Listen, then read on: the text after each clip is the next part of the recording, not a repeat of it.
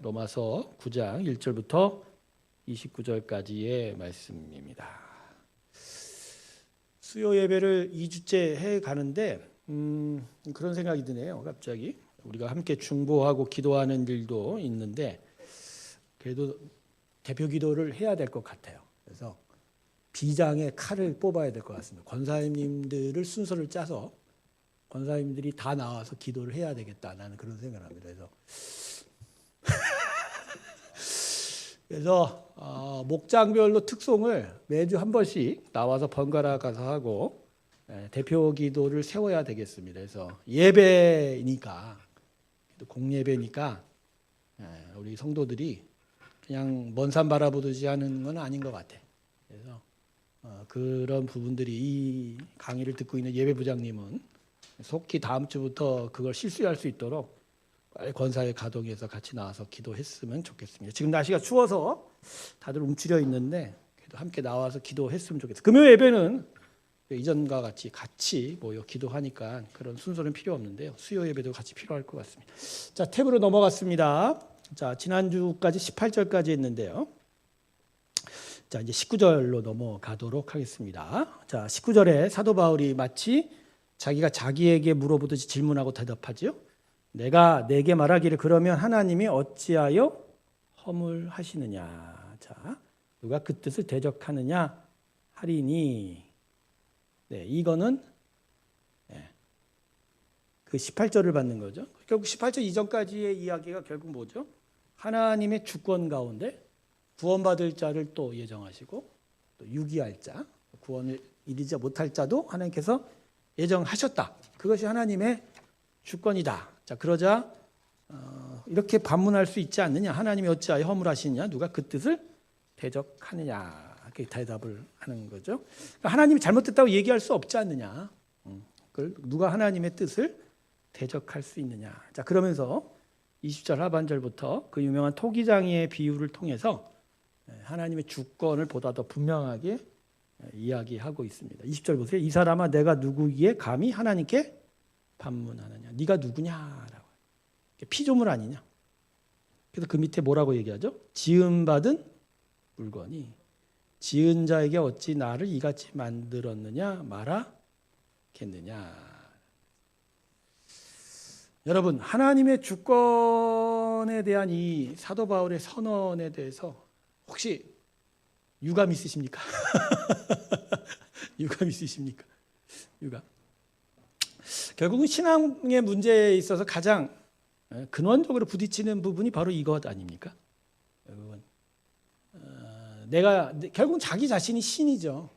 자기 자신이 중심이다 보니까 모든 상황과 환경 또 나를 향하여 오는 모든 자극들이 대부분 왜 나한테 이런 일이 있을까라고 하면서 나한테 어떻게 이런 일이 나타날 수 있느냐라고 원망하고 불평하지 않습니까? 그런데 그때마다 하나님께서 우리에게 하시는 이야기는 결국 내 은혜가 족하다라고 이야기하죠. 그러니까 모르겠습니다. 결국은 신앙의 삶 속에서 가장 근원적으로 부딪히는 게 결국 이거 아닌가요? 내가 신이 아닌 주어진 상황 속에서 순종하며 살아가야 될 피조물이라는 거죠. 그 피조물로서 하나님의 주권에 결국은 만족해야 될 수밖에 없는. 사실 살아가는 모든 인생들이요. 자기의 삶을 100% 만족하는 사람은 한 사람도 없습니다. 한 사람도 없죠. 그러다 보니까 주어진 시간들에 대해서 원망하고 불평할 수밖에 없죠. 거기에 대한 하나님의 대답은 그런 것 같아요. 저는. 그것이 너의 인생이다라고 이야기하죠. 물론 때때로 위로하시고 때때로 채워주시긴 하지만 그렇다고 해서 우리의 삶의 모든 것들을 우리가 원하는 대로 바꿔주시는 하나님은 아닌 거죠. 주어진 모든 것들이 결국 받아들여야 되고 주어진 모든 상황을 인정해야만 하죠. 근데 그 부분에 있어서 사도 바울이 특별히 오늘은 구원의 일들에 대해서 이야기하고 있지만 결국 피조물이 창조자에게 어찌 나를 이같이 만들었느냐, 어찌 나를 이같이 대하느냐 말할 수 없다. 어려운 문제예요. 이 문제. 대단히 어려운 문제. 대단히 어려운 문제. 어쨌든 제 아내하고 이 부분에 대해서 좀 이야기를 했는데, 받아들인다라는 거. 그게 이게 참 어려운 거죠. 결국 모든 문제 앞에서 우리가 계속 그 문제 앞에서 고통당하는 건 받아들이지 못하기 때문에 그런 거죠.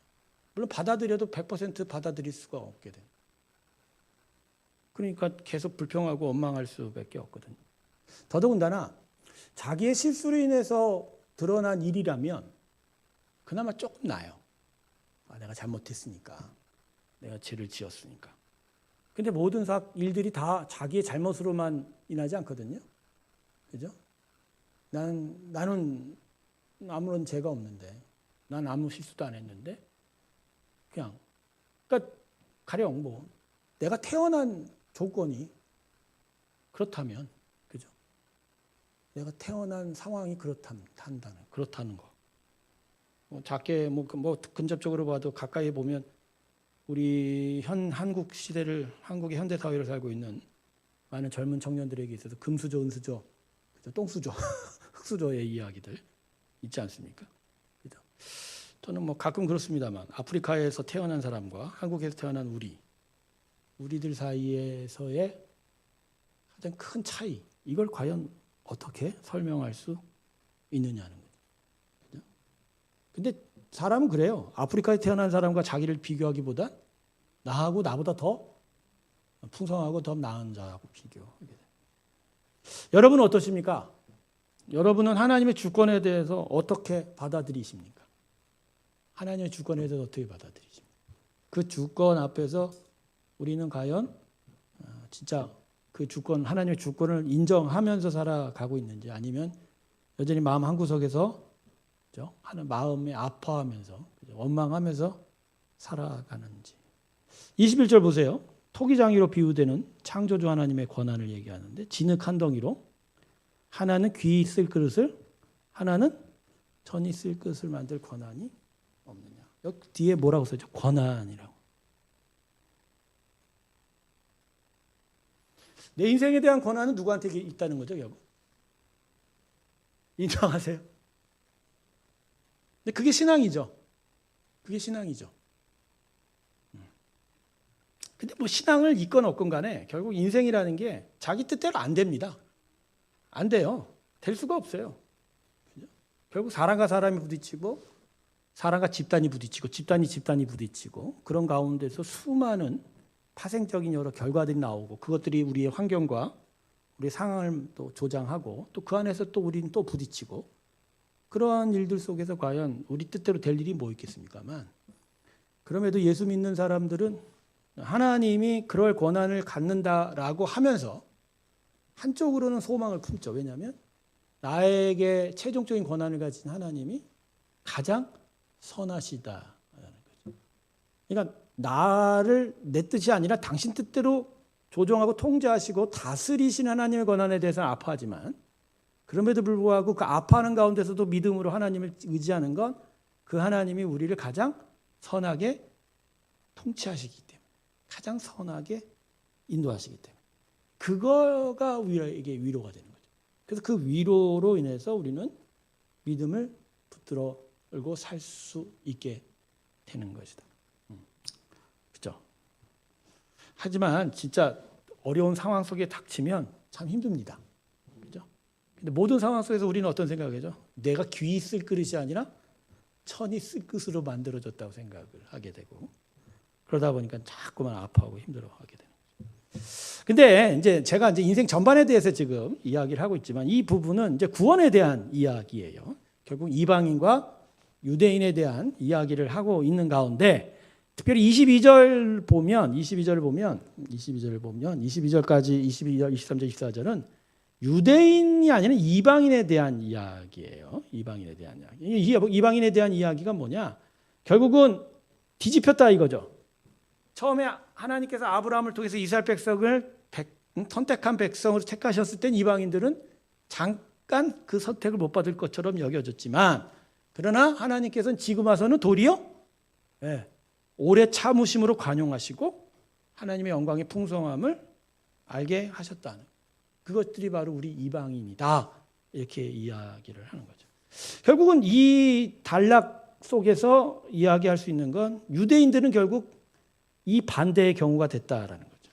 하나님이 정말 택하여 당신의 영광된 백성으로 세우시기를 원했는데 끝까지 참으시는 하나님의 은혜 앞에서 오히려 예수를 거역하고 배반하고 멀리하고 오히려 하나님께로부터 버림받고 하나님의 선택부터 멀어진 자들이 되었다.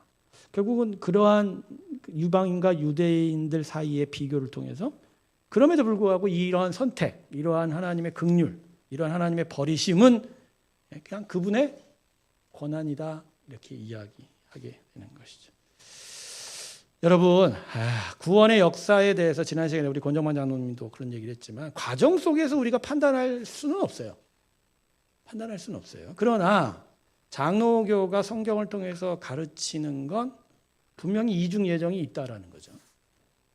그런 하나님의 창세전의 택하심의 일이 있다라는 거죠. 그것이 이제 우리의 삶 속에서 계속하여 그것이 적용이 되어 가는데 훗날 마지막 날에 하나님께서 정말 예정하고 버리시는 일이 분명히 드러난다 할지라도 그것을 우리가 하나님께 허물이다, 잘못했습니다라고 탓할 수 없다라는 거예요. 하나님은 그러할 권한이 있다라는 거예요. 자, 지금 우리가 이 9장을 읽고 있는데 이 로마서 9장의 결국 배경이 뭐라고 했죠? 자신의 동족에 대한 안타까움. 왜 이스라엘 백성은 아브라함 때부터 하나님이 택한 백성으로 그런 많은 은혜의 일들을 받았음에도 불구하고 왜 자신들의 혈통으로 왔던 예수님을 거부했는가? 그래서 그 거부하심으로 인하여 왜 하나님의 일종의 택함이 받은 게 아니라 반대로 버림받은 구원의 대상에서 지금 멀어진 상황이 되는 그 안타까움에 대해서 지금 이야기하고 있습니다.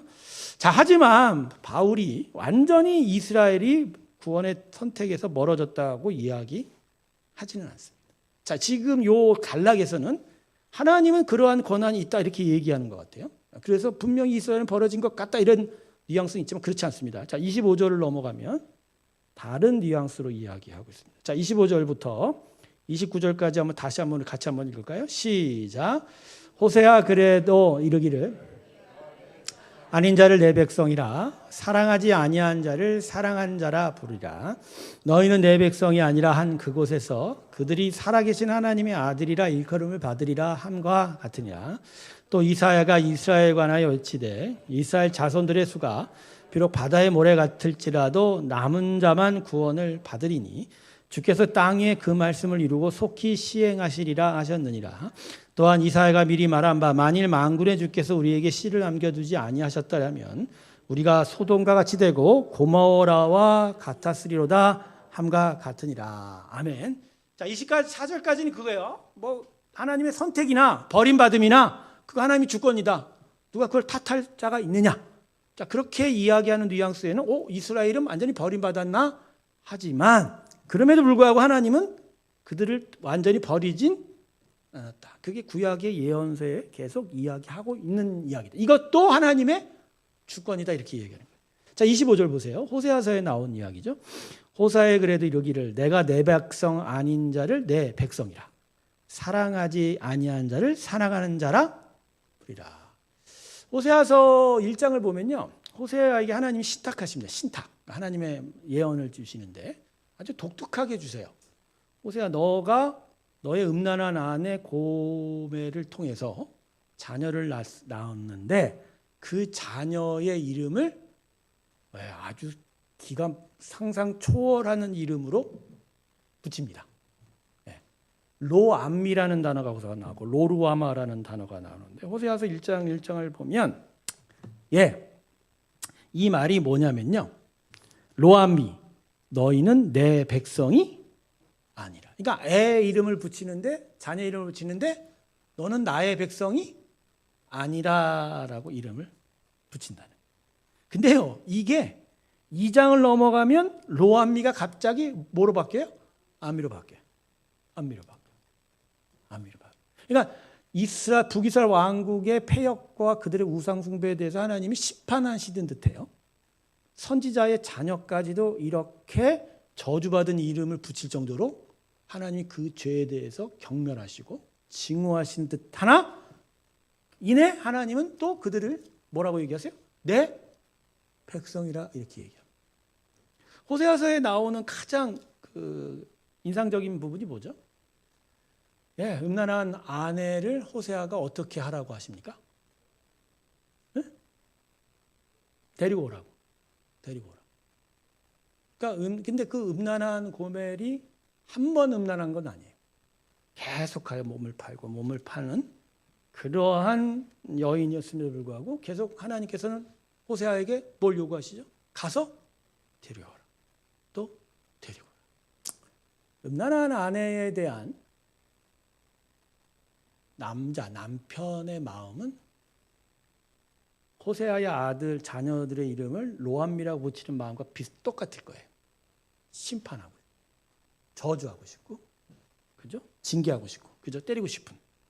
그런데 하나님께서는 그 마음을 이내 바꾸셔서 뭐라고 하세요? 내 백성이라고 계속 용서하고 또 용서하라고 하지 않습니까? 그러니까 호세아서에는 기본적으로 십자가가 숨겨져 있어요. 그리고 사실 호세아 자체가 예수화예요. 앞에 전미사 하나만 바꾸면 호세아가 예수화가 되거든요. 그런 점에서 지금 사도 바울이 이 호세아서를 가지고 내온 이유가 뭐죠? 결국 가지고 나온 이유가 호세아서는 북이스라엘이고요. 이사야는 남유다입니다. 그러니까 이스라엘 백성에 대한 하나님의 심판은 완전치 않다. 즉 그들에게 심판을 주리라고 하는 마음은 있었겠지만 끝내 되돌이실 것이다라고 하는. 그러니까 지금 예수를 거부하고 십자가에 메시아를 못 박은 반역을 저질렀지만 그래서 그들이 마치 이제 하나님의 선택에서 멀어진 듯 했지만 로암미가 암미가 되듯이 이스라엘은 결국 하나님의 구원 안에 다시 돌아오게 될 것이다. 이걸 이제 선지서를 통해서 이야기합니다. 자, 그래서 25절, 26절은 북이스라엘 왕국에 대한 이야기고 27절과 28절은 뭐죠? 남유다 왕국, 이사야. 이사야가 이스라엘에 관하여 외치되 이스라엘 자손의 수가 비록 마다의 모래와 같이 많을지라도 그죠? 남은 자만 구원을 받으리. 이건 그거예요. 똑같아요. 이것도 똑같아요. 하나님이 비록 심판하셨지만 그럼에도 다 심판한 건 아니라. 결국 이 남은 자 사상이 결국은 70년 만에 포로 귀환으로 역사적으로 실현이 됐고 결국 그들을 통해서 예수가 나왔으니까. 예수가 오셨으니까. 이거는 이미 실현된 하나님의 약속이죠. 바로 그러한 일들과 같이 하나님은 이스라엘 백성을 완전히 버리신 건 아니다라고 이렇게 이야기하십니다. 근데 이것도 또한 하나님의 뭐라고요? 주권이라. 그러면서 29절에 사족을 덧붙이죠. 뭐라고 덧붙죠? 뭐라고 덧붙입니까? 소돔과 고모라 이야기를 하죠. 이게 왜 합니까? 이거예요. 남겨지지 않았다면 하나님이 완전히 이스라엘을 버리셨다라고 얘기할 수 있지만, 그죠? 그렇지 않으니까 현재 상황. 만약 그랬다면 진짜 소돔과 고모라 같이 완전히 멸절당하고 사라졌을 건데. 재미있는 얘기 다 나옵니다. 만일 만군의 주께서 우리에게 뭘 남겨두지 않았다면 씨라는 거예요. 결국 이게 이제 예수죠.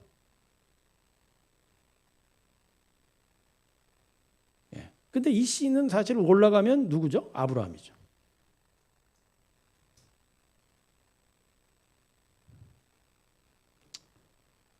사도 바울은 이스라엘 백성의 구원에 대해서 포기하지 않은 거예요. 이걸 보면. 비록 지금은 그들이 거역했으나 끝내 되돌아 올 것이다. 그게 하나님의 기대고 하나님이 그렇게 섭리하실 것이다. 자, 이 부분은 현재도 진행 중인 예언이에요. 그러니까 유대인들의 구원은 앞으로 실현될 될 거예요. 그건 하나님 분명히 얘기하신 거예요. 역사적으로. 그러니까 뭐 민족적으로 아예 뭐 집단적으로 회개하는 일이 있는지 없는지는 계속 이제 말씀을 통해서 살펴보겠지만 완전히 예수를 거역했다고 해서 이스라엘에 대한 구원이 취소되진 않았다가 이야기. 근데 여러분 지금 이 배경이요. 사도 바울이 로마서가 기록될 때는요. 지금 유대인은 총체적으로 예수에 대해서 거역하고 있거든요. 여러분 예루살렘에 초대교회가 세워졌지 않습니까? 근데 그 초대교회가 나중에 변질되어 가요. 왜요? 율법 때문에. 그래 그 교회가 스데반의 집사로 이제 무너지고 온 사방으로 흩어지긴 했지만 여전히 그들이 모여 있었거든요. 근데 그 모여 있는 자들이 결국 율법을 더 중요하게 여기고 그래서 율법을 중요하게 여기면서 예수의 메시아됨을 점점 부인하기 시작합니다. 그래서 예루살렘 교회가 완전히 박살이 납니다. 그리고 그 안에 완전히 유대교화가 되어버린 거예요. 그래서 그들 안에 상당히 많은 갈등들이 있었던 것 같아요. 그래서 뭐 주일날 예수의 이름으로 예배를 드리냐 아니면 여전히 성전 제사를 드려야 되냐 이 부분과 갖고 계속 갈등하다가 결국 예루살렘 교회 대다수가 율법주의자로 변하고 결국 유대교인화 된 걸로 알고 있습니다. 그리고 나서 소수의 자들이 다 예루살렘에서 쫓겨나서 온 사방으로 흩어져 간 것으로 보여요. 자, 그러한 상황 속에서 사도 바울이 이야기하는 거예요. 그러니까 유대인들은 지금 대다수가 예수를 부인하고 있잖아요. 그러면 이것에 대한 하나님의 지금 역사하심은 이방인에게 지금 복음이 전해지고 있으니까 이스라엘 백성은 지금 그 복음의 선택에서 멀어진 것 같이 느껴지는 거죠. 그죠? 또 그런 식으로 보여지기도 하고 그런데 사도 바울은 그렇지 않다는 거예요. 지금은 이방인에게 복음의 은혜의 일들이 축이 넘어갔지만 끝내 하나님은 이스라엘을 다시 용서할 거라고 이야기합니다. 근데 뭐 사실 이제 2000년이 지난 지금에서는 이스라엘의 문제가 뭐 사도 바울이 이렇게 얘기할 정도의 문제는 아니에요. 그냥 예수 믿으면 하나님께 데려가는 거예요. 행위가 아니라 그 예수의 이름으로 구원을 얻게 되는 거예요. 그게 유대인이든지 뭐 한국 사람이든지 일본 사람이든지 상관없이 되는 거예요. 하지만 사도 바울에 있어서는 구원의 섭리가 대단히 중요했었던 거예요. 자기 자신이 유대인임에도 불구하고 이방인을 위해서 복음을 전해야 되는 그 속에서 내 동족은 과연 어떻게 되는 거? 이들에 대한 하나님의 구원은 어떻게 되는 거? 제가 지난 시간에도 여러분과 함께 나눴었죠. 이 문제가 아주 멀리 떨어진 문제가 아니라 우리 가족, 우리 친구, 우리 주변의 구원의 문제라고 이야기했죠. 그리고 실제로 그런 경우들이 너무너무 허다하게 많고 과연 그들에게 지금은 하나님으로부터 멀어진 자들에게 과연 하나님은 그 구원의 섭리를 어떻게 하실 것인지에 대해서 우리 자신이 대단히 마음이 그죠? 힘들어하지 않습니까? 제가 지난 시간에도 제 동생 얘기를 하지 않았습니까? 그죠? 저보다도 먼저 예수를 믿고 세례를 받았던 그 동생이 지금은 하나님을부터 멀어졌단 말이에요. 심지어 자기 입술로 예수는 안 믿는다고 하니까 자기 예수의 이름으로 세례를 받아놓고 말이에요. 과연 그 동생에 대한 하나님의 섭리는 어떡할 거냐. 여러분 이거 대단히 중요합니다. 대단히 중요해요. 왜냐하면 나에 대한 구원도 그래요. 나 자신에 대한 구원도 가령 내가 어떤 죄와 어떤 연약함 가운데 있어서 잠시 하나님으로부터 멀어졌다고 쳤을 때 그죠? 그 와중에서 하나님은 과연 나에 대한 구원을 어떻게 하실 거냐의 문제도 연결이 되어 있는 거죠. 여러분 우리가 그러니까 우리가 예배실에 나와 있다고 해서 우리의 구원이 그것 때문에 확정적이지는 결코 아닌 거예요. 아닌 거예요. 구원은 그런 식으로 오는 게 아닙니다. 어쨌든 29절까지 우리가 다 이제 살펴보았습니다. 그래서 1장 1절부터 29절까지의 결국 초점은 이스라엘에 대한 하나님의 구원의 계획은 결코 포기되지 않았다. 그리고 누구를 살리고 누구를 지옥으로 보내는 유기하시던가의 그 선택은 오직 하나님의 주권이다. 그 주권에 대해서 우리가 감히 대적할 수 없다. 이렇게 얘기하는. 자, 말씀지는 이제 제쳐두고 이제 강의안을 볼까요? 질문지와 답을 달아보는 강의안을 보도록 하겠습니다.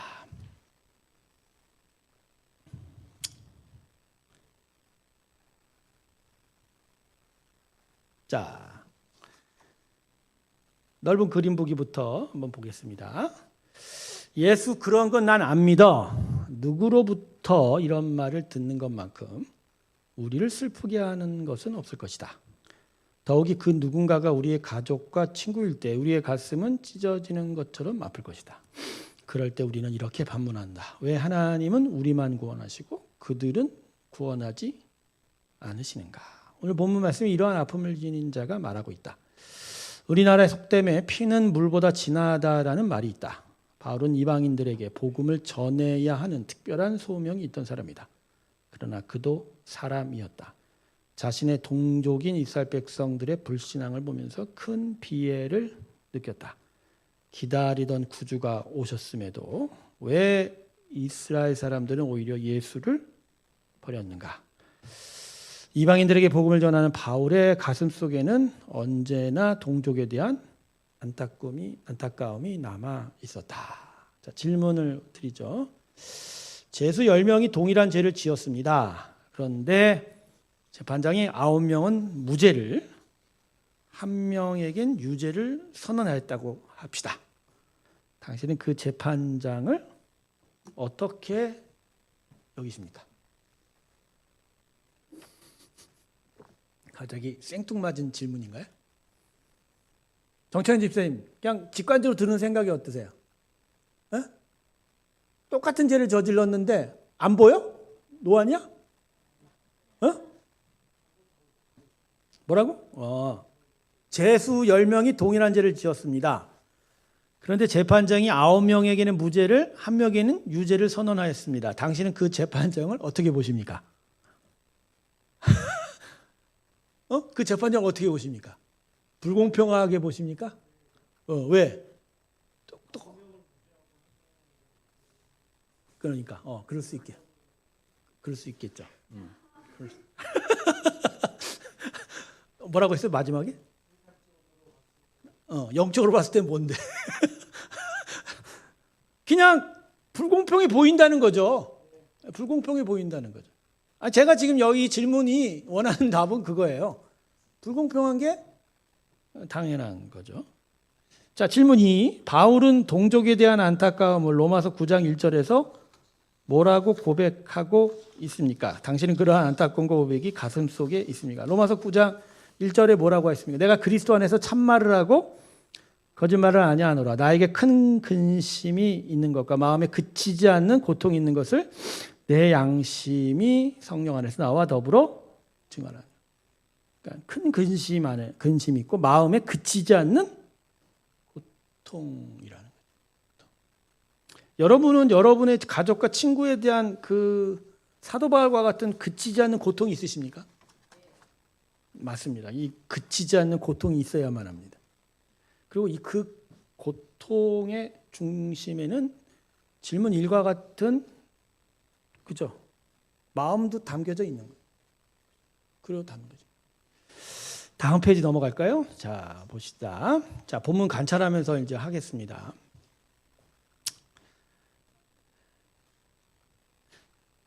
자, 이스라엘에게 주신 약속의 성취, 택하심을 따라 이루시는 구원. 자, 1절부터 13절까지의 첫 번째 부분에서 바울은 아브라함에게 주신 약속의 말씀을 기억합니다. 그리고 그 말씀이 그대로 이루어짐을 증거했습니다.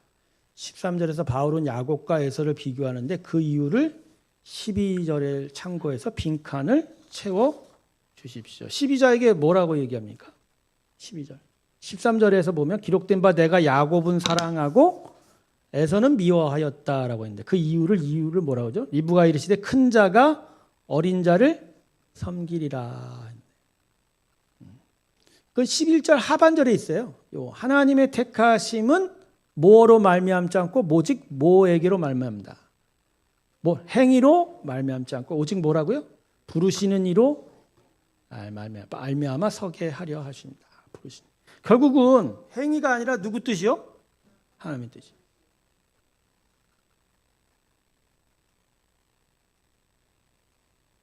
근데 제가 물어볼게요. 하나님의 뜻이라면 누군가가 예수를 믿는 것도 그분의 뜻 가운데로 되어 가는 거겠죠? 그렇잖아요.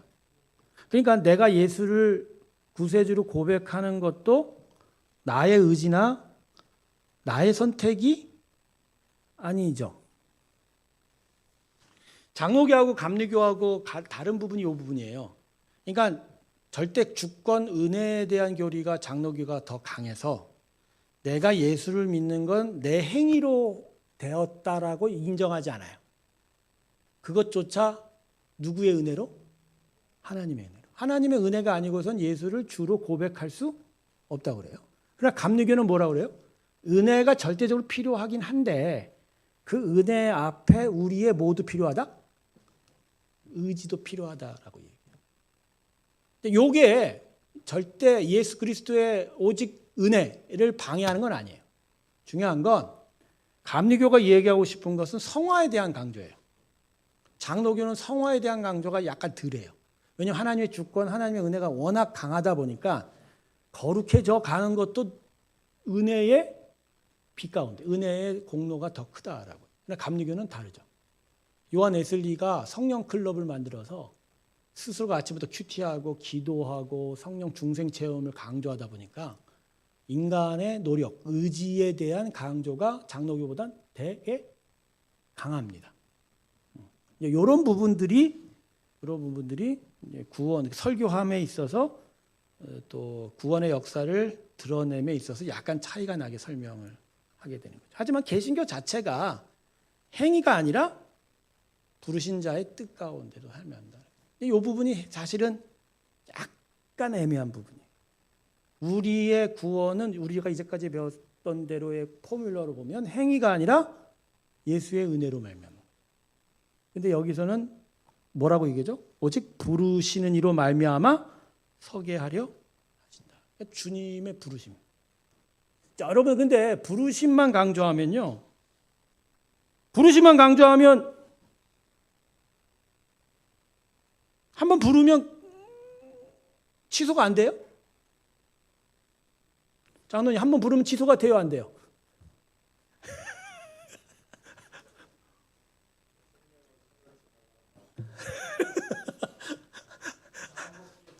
아니, 난 지금 하나님의 주권에 대한 이야기야. 지난 시간에 얘기를 했는데요. 그분이 취소하고 싶으면 취소돼요. 그분이 주권이니까. 그잖아요.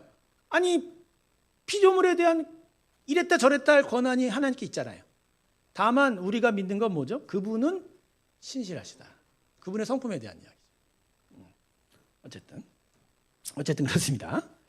자, 질문 4를 보겠습니다. 하나님께서 당신의 자비하심으로 사람들을 선택하셨다는 것에 대해서 어떻게 생각합니까?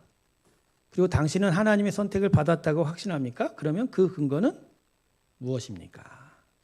자, 첫 번째 질문부터 하죠. 당신의 하나님의 자비, 긍휼, 은혜로 사람들을 선택한다는 것에 대해서 어떻게 생각하십니까?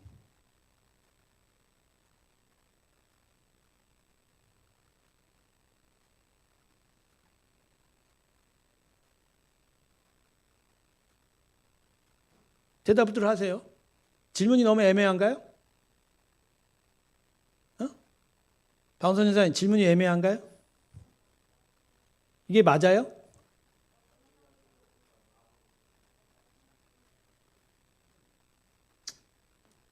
근데 사람의 죄에 대해서 하나님은 자비하심을 베푸는 거에 대한 생각, 그게 불공정할 수도 있잖아요. 죄에 대해서 하나님은 심판이 아니라 뭘 행하셨어요? 자비를, 구원을, 그러니까 긍휼을 베푸셨잖아요. 이건 어떻게 생각하세요? 자, 그것도 은혜예요? 그것도 당신의 선택인가요? 근데 그러면 다 베풀어 주시지 누구는 왜 안 베풀어 주시냐고.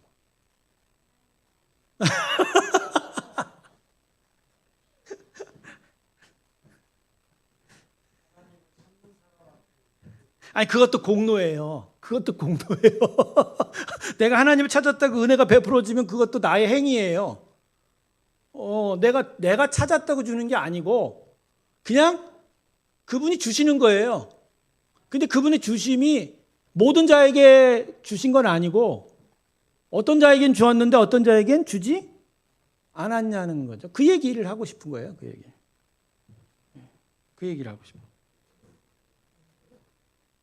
그러니까 그래서 내가 묻잖아요. 밑에 당신은 하나님의 택함을 받았다고 확신?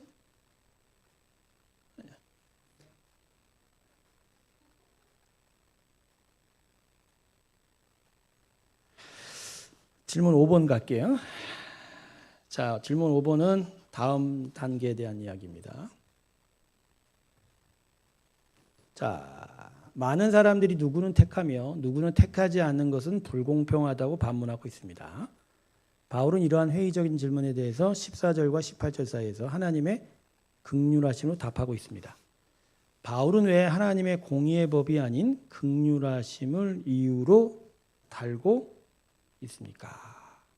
로마서 9장 18절 한번 참고해서 하나님께서는 하고자 하시는 자를 긍휼히 여기신다.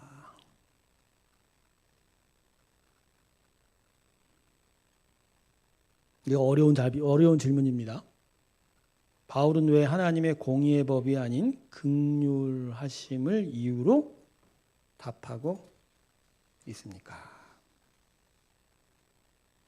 아니, 누구는 택하고 누구는 택하지 않은 것은 불공평하잖아요. 근데 그 불공평함에 바울이 뭐라고 얘기해? 하나님은 긍휼이 많으시다 이렇게 대답을 한 거예요. 그럼 왜 바울은 공의의 법이 아닌 긍휼하심을 이유로 답하고 있냐라는 거죠. 긍휼하심.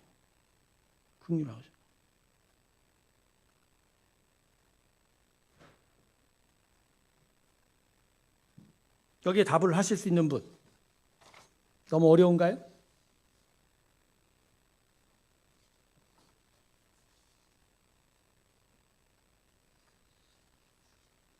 너무 어려운가요?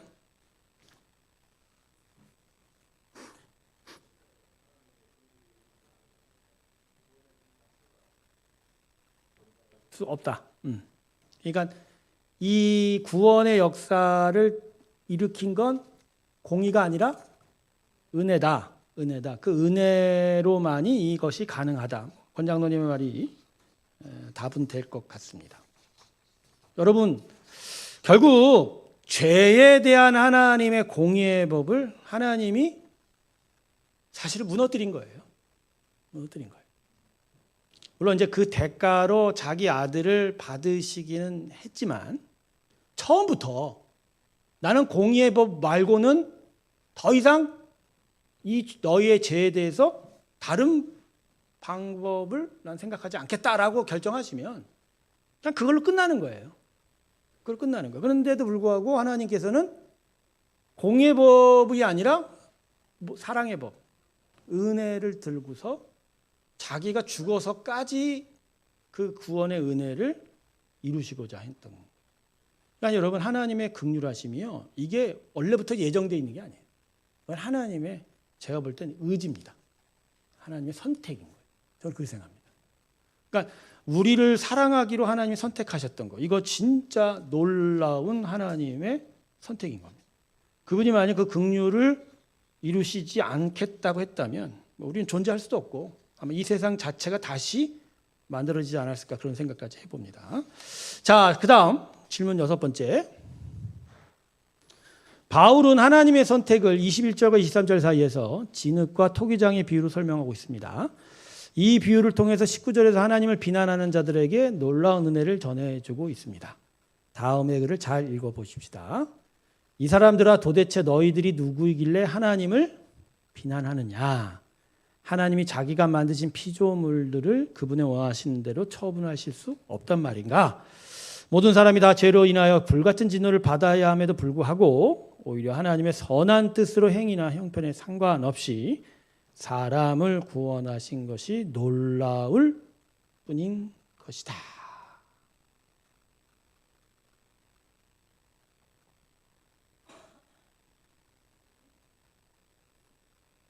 하나님, 왜 내가 이런 상황을 당하게 됩니까? 내가 이 어려운 고난 가운데 있어야 됩니까?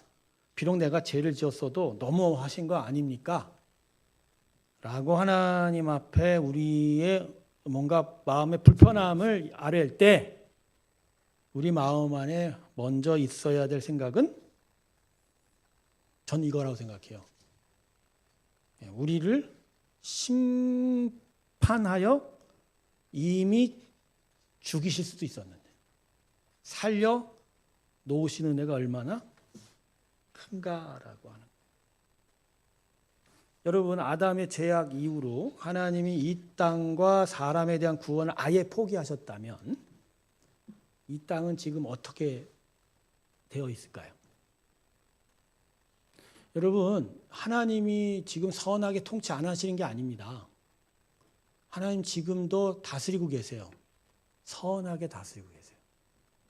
만약 그 통치조차도 없었다면 그냥 지옥이 따로 없습니다. 여기가 지옥인 거예요. 저는 가끔 그런 생각해요. 내가 여기까지 이렇게 힘들 수 있는가 이전에 여기까지 하나님이 지켜주셨구나라고 했던 거예요. 제가 공황장애를 겪으면서 하나님 왜 내가 이렇게 이런 병을 얻어야 됩니까? 나한테 모든 것이 다 무너졌습니다 했는데 나중에 그런 고백을 했어요. 그래도 죽이지는 않으셨고 손발 다리 장기가 하나가 망가지게도 안 하셨고 다시 일할 수 있도록 육체를 보존해 주셨으니까. 어떻게 보면 하나님의 사랑이 없었다면 더 아프고 더 끔찍하고 심각한 질병 속에 살 수도 있었을 건데 여기까지 나를 지켜주셨다라고. 여러분, 하나님이 우리를 다스림에는 언제나 선한 뜻이 작용합니다. 경험하는 모든 과정들이 다 선한 모습을 띌 수는 없을 거예요. 그 과정 속에서 결국 하나님이 끌고 가시는 그분의 뜻과 그분의 인도하심은 무한대로 선합니다. 할렐루야. 우리는 그걸 의지할 수밖에 없어요. 그게 우리의 인생입니다. 우리 인생입니다. 할렐루야. 그러니까 불평하고 불만, 원망하기 시작하면 한도 끝도 없고 감사하고 하나님의 선함을 의지하기 시작하면 그것도 한도 끝도 없더라고요. 근데 같은 사건, 같은 상황임에도 불구하고 천지의 차이만큼이나 보는 시각이 달라져 가는 거예요. 그죠? 똑같은 하나님, 똑같은 상황인데도 달라져 가는 거예요. 미국에서 레나 마리아를 직접 보고 그 찬양을 듣고 나서 그 얼굴에 진짜 하늘의 천사와 같은 평안함과 기쁨이 있더라고요. 불편한데 자기 외모만 보면 정말로 속상할 건데 그럼에도 불구하고 그렇게 천사와 같은 얼굴로 찬양했었던 그 모습을 보면 분명 하나님의 선하심은 반드시 있다라는 거예요. 그러니까 그 레나 마리아의 믿음에 대한 이야기가 아니라 그녀를 여기까지 인도하신 하나님의 그 선하심 말입니다. 그 부분을 전 경험했습니다. 여러분, 하나님이 우리를 비록 당신의 주권 가운데서 처리하실 수는 있지만 그러나 가장 선하게 인도할 줄로 믿습니다. 그렇게 사는 거예요. 그리고 나중에 하나님께 가시면 아릅니다. 내가 왜 이러한 인생의 과정을 겪었는지 하나님께서 나중에 설명하실 거예요. 자, 마지막 7번. 24절과 29절 사이를 볼 때 하나님의 자비와 긍휼은 불순종하는 이스라엘 백성에게 어떻게 주어질 것 같습니까? 제가 아까 얘기했잖아요. 결국 주어진다. 그러니까 여러분, 여러분의 가족과 여러분의 친구들에 대한 소망을 버리지 마십시오. 여러분, 하나님이 하실 겁니다. 하실 겁니다. 그 하나님의 부르심은 끝내 하나님의 역사를, 물론 그분의 역사 앞에 그들이 끝까지 거역한다면 할 수는 없겠지만 그럼에도 불구하고 하나님은 포기 안 했다는 거. 그게 제일 중요한 거죠. 초점. 하나님 포기 안 해요. 하나님은 중단하지 않으십니다. 하나님은 끝까지 하나님의 구원의 일들을 이루어 가실 겁니다. 할렐루야. 예. 이게 성도의 견인의 교리예요. 견인. 누가 견인해 가신다고? 하나님이 끌고 가신. 고속도로에 차가 망가져 있으면 레카차가 가죠. 그래서 차 걸고 그걸 끌고 오는데 이 이름을 뭐라고 그래요? 견인한다 그러잖아요. 견인. 끌고 가는 거예요. 고장난 차가 자기 엔진도 망가지고 스스로 움직일 수 없지만 뭐 때문에 움직여요? 견인하는 레카차 때문에. 우리는 그렇게 움직여가고 있어요. 그걸 믿고 계속하여 그들에게 은혜의 일들이 있기를 여러분이 기도하시기를 소망합니다. 자, 마지막으로 호세아서 1장 2절과 11절의 말씀을 읽어보기를 원합니다. 제가 읽어드릴게요. 호세아서 1장 2절에서부터 11절까지의 말씀. 여호와께서 처음 호세에게 말씀하실 때 여호와께서 호세에게 이르시되 너는 가서 음란한 여자를 맞이하여 음란한 자식을 낳으라. 이 나라가 여호와를 떠나 크게 음란함이니라 하시니 이에 그가 가서 디블라임의 딸 고멜을 맞이하였더니 고멜이 임신하여 아들을 낳으매 여호와께서 호세에게 이르시되 그의 이름을 이스라엘이라 하라. 조금 후에 내가 이스라엘의 피를 예후의 집에 갚으며 이스라엘 족속의 나라를 폐할 것임이니라. 그 나라에 내가 이스라엘 골짜기에서 이스라엘의 화를 꺾으리라 하시니라. 고멜이 또 임신하여 딸을 낳음에 여호와께서 호세에게 이르시되 그의 이름을 로루하마라 하라. 내가 다시는 이스라엘 족속을 긍휼히 여겨 용서하지 않을 것임이라. 그러나 내가 유다 족속을 긍휼히 여겨 그들이 하나님 여호와로 구원하겠고 활과 칼이나 전쟁이나 말과 마병으로 구원하지 아니하리라 하시니라. 고멜이 로루하마를 젖된 후에 또 임신하여 아들을 낳음에 여호와께서 이르시되 그의 이름을 로암이라 하라. 너희는 내 백성이 아니요 나는 너의 하나님이 되지 아니할 것임이니라. 그러나 이스라엘 자손의 수가 바다의 모래같이 되어서 헤아릴 수 없고 셀 수도 없을 것이며 전에 그들에게 이르기를 너희는 내 백성이 아니라 그곳에서 그들에게 이르기를 너희는 살아계신 하나님의 아들들이라 할 것이라. 이에 유다 자손과 이스라엘 자손이 함께 모여 한 우두머리를 세우고 그 땅에서부터 올라오리니 이스라엘의 날이 클 것임이로다. 아멘. 하나님은 참으로 놀라운 하나님이십니다. 죄로 말미암아 하나님을 배반한 죄인들을 끝까지 자기 백성이라고 부르시는 하나님이십니다. 이건 하나님의 부르심을 끝까지 이루시려고 하는 하나님의 열심, 하나님의 은혜 아니고서는 설명할 수가 없는 거죠. 저는 요새 하나님의 은혜라는 단어를 다시 묵상하고 그 은혜의 크심과 기품에 대해서 다시 되돌아보기 시작했습니다. 너무 가볍게 여겼던 것이 하나님의 은혜가 아니었나? 따지고 보면 모든 것들이 하나님의 은혜고 그 은혜의 크심과 기품이 아니고서는 우리의 모든 일들이 다 이루어질 수 없었던 것을 다시 확인하게 됩니다. 그래서 우리에게 무엇보다도 가장 필요한 건 하나님의 은혜를 계속 간구하는 일이다. 하나님, 이 베푸신 은혜를 끝까지 베풀어 주십시오. 중단하지 말아 주십시오. 이 은혜 아니고서는 저희는 단 한순간도 제대로 살 수 없습니다. 그것이 이 로마서를 공부하면서 우리 안에 새겨지는 귀한 은혜 되기 소망합니다. 이중예정의 교리가 어떠니, 성도의 견인의 교리가 어떠니, 성화의 교리가 어떠니가 먼저 중요한 것이 아니라 결국 구원은 하나님의 은혜로 말미암고 그 은혜가 우리에게 아들 예수로 왔고 그 아들 예수가 우리와 함께 하셔서 오늘도 우리를 구원의 삶 가운데로 인도하고 있다는 것을 기억하면서 하나님의 크신 은혜 가운데로 더 가까이 나아가시기를 주님의 이름으로 축원합니다. 기도하겠습니다. 하나님, 우리에게 필요한 건 다른 것이 아닙니다. 아들 예수를 더더욱 구세주라 믿고 의지하며 하나님의 은혜를 간구하고 또 쫓고 찾아가는 일일 것입니다. 하나님, 우리에게 지식으로도 감정으로도 의지로도 하지 않게 하시고 오직 하나님의 은혜를 쫓아 나아가게 하여 주시옵소서. 그 풍성한 은혜를 더욱더 귀하게 여기고 그것을 사모하며 하나님의 은혜 앞으로 달려가는 우리의 신앙의 삶이 있게 하여 주시옵소서. 이제는 우리 주 예수 그리스도의 크신 은혜와 하나님 아버지의 사랑과 성령의 충만케 하심이 주의 은혜 앞으로 달려가기를 소망하는 하나님의 귀한 성도들의 심령들 위해 이제부터 영원토록 함께 할지어다. 아멘.